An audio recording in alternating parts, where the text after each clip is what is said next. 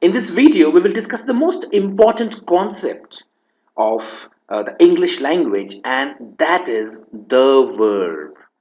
I told you in my previous video on parts of speech. I have been repeating in that videos that the verb is the king. It is basically the most important part of speech, and the reason is because it has so many variations that many a time we confuse the main verb with the other forms of verb, and therefore we are not able to get the core idea of the sentence, right? Let me write a few sentences first, and that will make things clear to you. Let's say John wants a glass of water, right? John wants a glass of water. And this is a complete sentence. It is a complete, meaningful sentence. John wants a glass of water. So you have John as the noun, and this noun is also the subject of the sentence, right?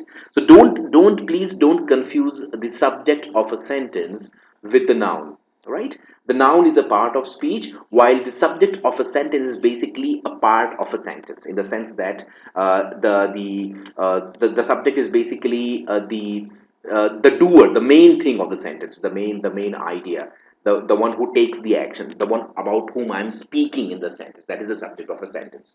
So the subjects of a sentence are usually nouns, but all nouns may not be the subject of a sentence. Please understand this. We will cover this later in our videos. But here, John wants a glass of water. John is a noun, and most of you would agree with the fact that this is basically the verb, right? So John is the noun and also the subject of a sentence, correct? And wants is the verb which shows the action, and John wants something. And what is that something? A glass of water. So we can say, okay, fine, glass is the noun, water is the noun, of is the preposition, is the article, so on and so forth. Not very difficult. John wants a glass of water, right? And we all agree that the only word that can be a verb in the sentence is the word wants, right? John is the subject, wants is the verb, and John wants something, and that something is a glass of water. Let's take one more sentence. John wants a glass of water, a glass of water, right? To wash his hands. It's a sentence that has been further elaborated. So you will say, okay, fine, John wants a glass of water. John is the subject of a sentence. It is a noun. Wants is the verb, which is the action, and a glass of water is basically the object. In this sentence also, the same thing must follow. John is the noun. Wants is the verb. A glass of water is basically, again, the object. It could be anything. John wants something, right? So I can say this whole thing is something. To wash his hands. Now, many of you might wonder that, as we have been told in our school days, right, that wash and jump and saying any kind of action is basically a verb. So we already have discussed that this is the verb. This is the subject or the noun, right? So John is the subject, the noun basically, and wants is the verb. And here we have to wash. So if this is the verb, then what is to wash? So John wants something. John wants something to wash his hands. So basically, this cannot be the verb, right? This is not the verb.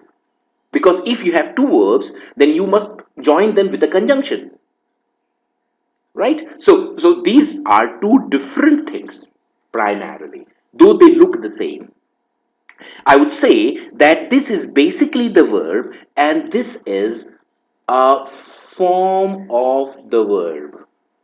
A form of the verb. Please understand this. So when I say John wants a glass of water to wash his hands, this is not the verb. This is a form of the verb, and therefore we say usually that this is finite verb and this is non-finite verb. Please understand this concept, because right across aptitude you will have to use this concept of what is a finite verb and what is a non-finite verb. The finite verb basically shows action in a particular time frame. So if I want to make this sentence in a past tense, I would say John wanted a glass of water to wash his hands. So what is changing as per the sequence of time? It is basically the verb. So John wants, that means John wants a glass of water to wash his hands. He wants it right now. John wanted a glass of water to wash his hands. So this becomes wanted and the whole sentence goes in the past tense, right? So what is changing from the present to the past? It is the verb. This particular thing remains as it is, and therefore this is the main verb and we call it as the finite verb. Why? Because it basically refers to a particular time zone, and this is non-finite verb. All finite verbs are the main verbs of a sentence and they go along with the subject. So basically the finite verbs, they go along with the subject of a sentence. So John wants a glass of water. He wants to sleep, right? I can add something more to it. The man, so I can replace John with the man. The man sitting in the corner wants a glass of water to wash his hands, right? It's a longer sentence. Now, what do we have here? John has been replaced by the man sitting in the corner. This man could be John.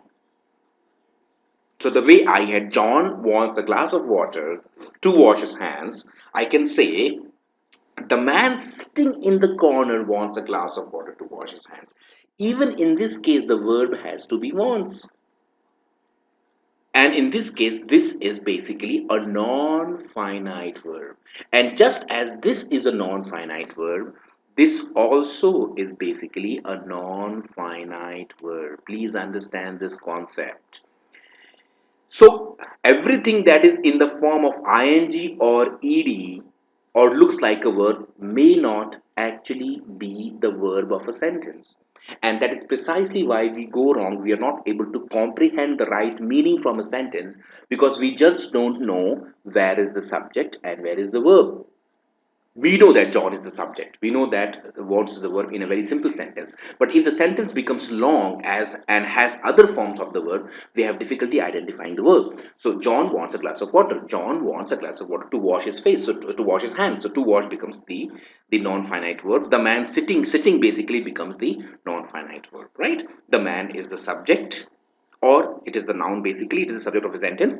The man is a subject and wants, the man wants a glass of water, right? So the wants always remains the verb and therefore it is the finite verb.